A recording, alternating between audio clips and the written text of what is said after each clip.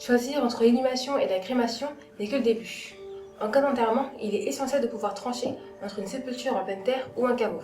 Voici les principaux enjeux de cette décision.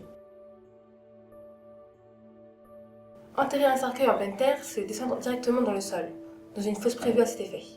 Puisqu'il nécessite peu de préparation, ce mode d'inhumation est un des plus rapides et des moins chers possibles.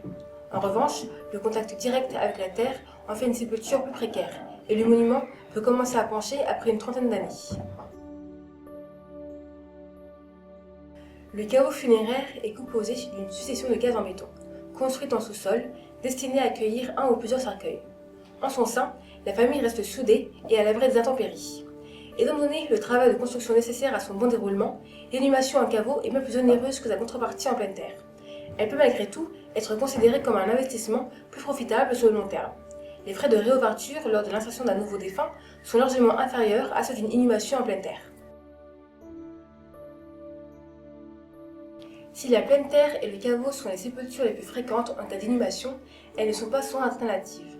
Être placé dans un en-feu, compartiment en surface destiné à accueillir un cercueil, reste une possibilité. Il n'y a pas de solution optimale. Le plus important est d'être conscient de ses besoins et des solutions qui leur correspondent. Pour obtenir un devis gratuit et personnalisé pour un enterrement ou un caveau, rendez-vous sur cometamobsec.com.